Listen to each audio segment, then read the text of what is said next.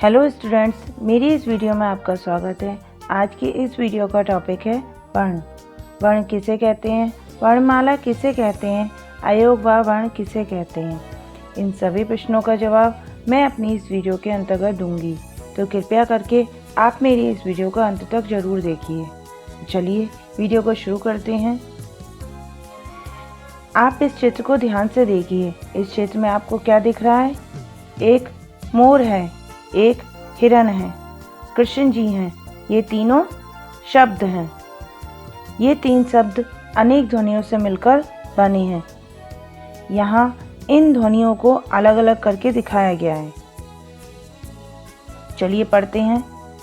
मोर, मोर में मो प्लस रा ध्वनियों को अलग किया गया है। फिर मो में से मा आधा यानी कि स्वर रहित प्लस उसमें जो मात्रा लगी है ओ, और प्लस रा वो भी आधा है स्वर रहित प्लस आ, उसमें कोई भी मात्रा नहीं है लेकिन उसमें स्वर है आ। ये जो माँ है, इसमें जो स्वर रहित होता है तो इसके नीचे एक हलंत लगाया जाता है। हलंत से संबंधित टॉपिक मैंने अपनी व्यंजन वाली वीडियो में बताया है। अगर आपको कोई भी डाउट है तो इससे पहले आप स्वर व्यंजन इन वीडियोस को ज़रूर देख लें। इनका लिंक आपको आई बटन पर मिल जाएगा। हिरन, हिरन में ही प्लस रा प्लस ना, इनको भी अलग किया गया है।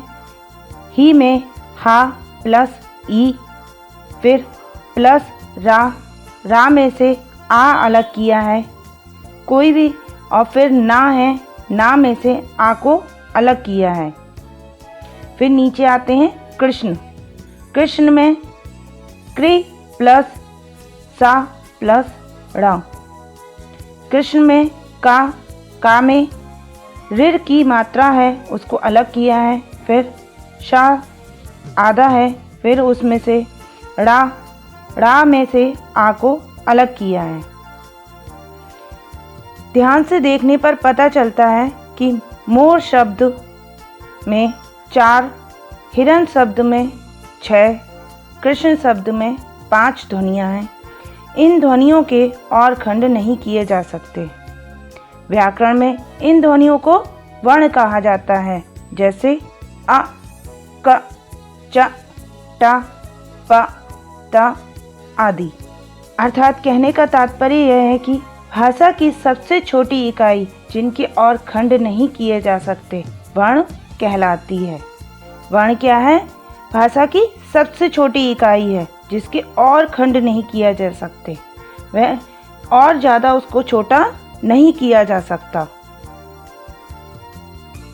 अब आता है वर्णमाला। वर्णमाला शब्द वर्ण प्लस माला शब्दों के योग से बना है, जिसका अर्थ है वर्णों का समूह। अर्थात कहने का तात्पर्य यह है कि वर्णों के क्रमिक रूप में व्यवस्थित समूह को वर्णमाला कहते हैं। जैसे आ से लेकर हा तक।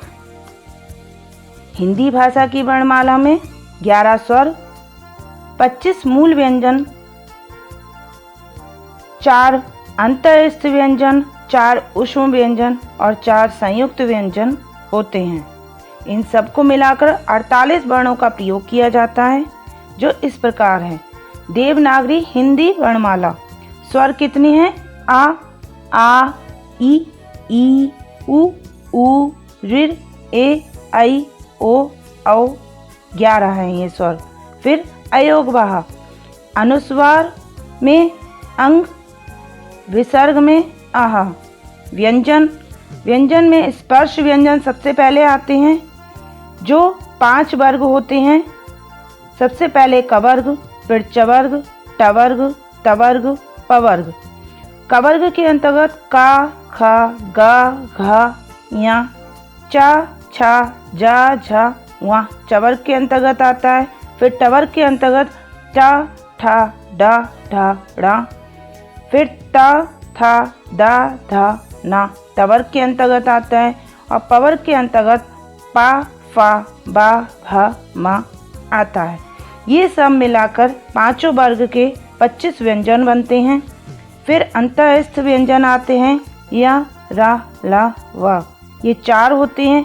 फिर ऊष्म व्यंजन शा, सा, सा, हा, ये भी 4 होते हैं। और फिर संयुक्त व्यंजन शा, त्रा, ज्ञा, श्रा, और ये 4 होते हैं।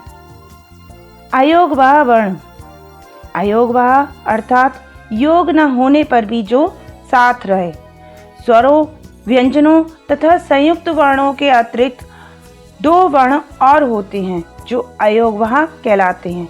इनमें से एक वर्ण को अनुस्वार और दूसरे को अनुनासिक कहते हैं और एक विसर्ग होता है।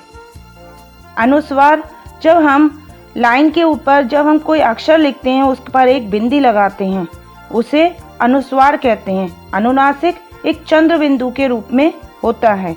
दोनों ही भिन्न ध्वनियाँ हैं। व्यंजन ध्वनि है, ये अनुस्वार जो है वो व्यंजन ध्वनि है। इसका उच्चारण करते समय ध्वनि के केवल नाक से निकलती है। अनुनासिक यानी कि जो चंद्र बिंदु है उसका उच्चारण सभी स्वरों के साथ होता है। इसका उच्चारण अनुस्वार की अपेक्षा हल्का होता है। इसका उच्चारण करते समय वायु नाक व मुंह दोनों से निकलती है। कभी कभी अनुस्वार व अनुनासिक के गलत प्रयोग से शब्द का भी अर्थ भिन्न हो जाता है। जैसे हंस अनुस्वार का प्रयोग है, इसमें इसका अर्थ एक पक्षी है। अब हंस, हंस अनुनासिक का प्रयोग है, इसमें इसका अर्थ हंसना होता है। विसर्ग, यह अयोगवाह किसी भी अक्षर के सामने लगाया जाता है। इसका उच्चारण आधे हा के समान होता है। जैसे प्रायः, दुख, प्रातः, अतः आदि। इसका प्रयोग अधिकतर संस्कृत के मूल शब्दों के आगे किया जाता है। मैंने अपनी इस वीडियो में अपने सभी प्रश्नों के जवाब देने का प्रयास किया है। यदि आपको अभी भी कोई डाउट है तो आप कमेंट सेक्शन में मुझसे पूछ सकते हैं। मेरी इस वीडियो को ज़्यादा से ज़्यादा लाइक कीजिए, शेयर कीजिए और मेरे इस चैनल को सब्सक्राइब करना मत भूलिए। इससे मुझे आगे आपके लिए और वीडियो बनाने का साहस मिले। पास में लगे बेल आइकन को दबाना मत भूलिए, जिससे जब भी मैं अपनी वीडियो बनाऊं आपको उसका नोटिफिकेशन सबसे पहले मिल जाए। धन्यवाद।